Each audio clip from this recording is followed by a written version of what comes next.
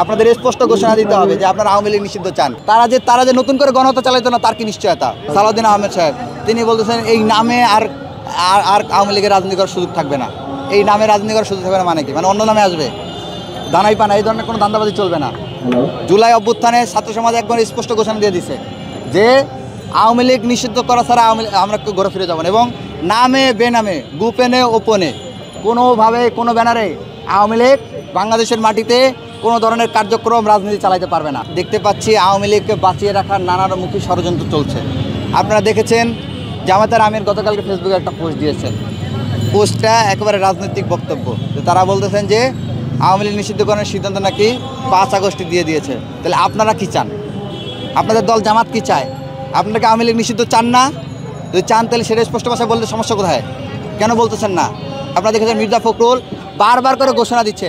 এমনকি আজকে ওই যে বিএনপির আরেকজন নেতার নাম কি, রিজভি সে বলছে কি, সে বলতেছে যে আওয়ামী লীগের যারা আওয়ামী লীগের ওই গণহত্যা যারা দোষী ছিল না তার রাজনীতি করতে অসুবিধা নেই। ভাই গণহত্যা, জুলাই গণহত্যা চলছে, এটা কি মানে শুধু ঢাকার মধ্যে চলছে?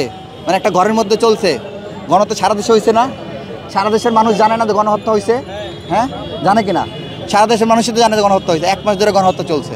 তাহলে ওই সময় যারা আওয়ামী লীগ করছে তারা এই গণহত্যার দায় নিয়ে আওয়ামী লীগ থেকে পদত্যাগ করে নাই কেন? 5 আগস্টের পরে আওয়ামী লীগ যদি টিকে যাইতো, তারা যে নতুন করে গণহত্যা চালাইতো না তার কি নিশ্চয়তা?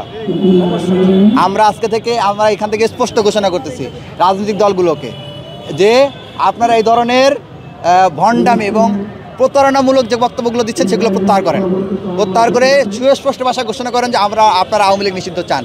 যে এই ধরনের বক্তব্য চলবে না, নামে চলবে না, অন্য নামে আসতে অসুবিধা নাই, যে অন্য নামে আসতে পারে, বা নিষিদ্ধ সিদ্ধান্ত জনগণ দিয়ে দিয়েছে বা দিবে। আপনারা কি করছেন? আপনাদের সিদ্ধান্ত কি? আপনারা কি জনগণের বাইরে নাকি? আপনাদের স্পষ্ট ঘোষণা দিতে হবে যে আপনারা আওয়ামী লীগ নিষিদ্ধ চান। নইলে আমরা মনে করব যে আপনারা ভিনদেশি প্রভুদের এজেন্ডা বাস্তবায়ন করার জন্য আপনারা এই ধরনের ধানাই পানাইমূলক বক্তব্য দিচ্ছেন। আমরা বারবার করে স্পষ্ট ভাষায় বলছি 5 আগস্টের পর থেকে আমরা বলছি আওয়ামী লীগকে নিষিদ্ধ করতে হবে।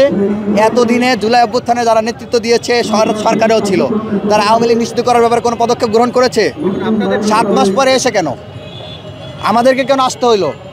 সুতরাং আমরা প্রত্যেকের গতিবিধিকে আমরা সন্দেহের চোখে দেখি। আমরা আজকে সেজন্য এখানে যারা আমাদের ডাকেও আন্দোলনে উপস্থিত হয়েছেন তাদেরকে আমরা সাথে নিয়ে আমাদের নতুন একটি প্ল্যাটফর্মের ঘোষণা দিয়েছি। সেটি হচ্ছে গণহত্যাকারী আওয়ামী লীগ নিষিদ্ধকরণ মঞ্চ। এই নামটা আমরা কেন দিছি? আমরা দেখেছি যে বিভিন্ন নামে যখনই প্ল্যাটফর্ম হয়েছে, 18 কোটা আন্দোলন হোক, 24-এর আন্দোলনে হোক, একটা প্ল্যাটফর্ম গড়ে উঠেছে। আন্দোলন সফল হওয়ার পরে সেই আন্দোলনের প্ল্যাটফর্ম, বিভিন্ন ধরনের প্ল্যাটফর্মের লোক নেতৃবৃন্দ চাঁদাবাজি, টেন্ডারবাজি, দুর্নীতি, তারপর হচ্ছে নিয়োগ বাণিজ্য ইত্যাদিতে যুক্ত হয়েছে।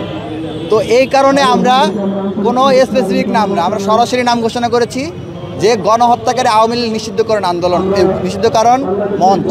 মানে এই আন্দোলনটা সফল হওয়ার সাথে সাথে এই প্ল্যাটফর্ম শেষ। সুতরাং এই প্ল্যাটফর্ম ব্যবহার করে আর কারো কি অপরাজনীতি করার কোনো সুযোগ থাকবে না।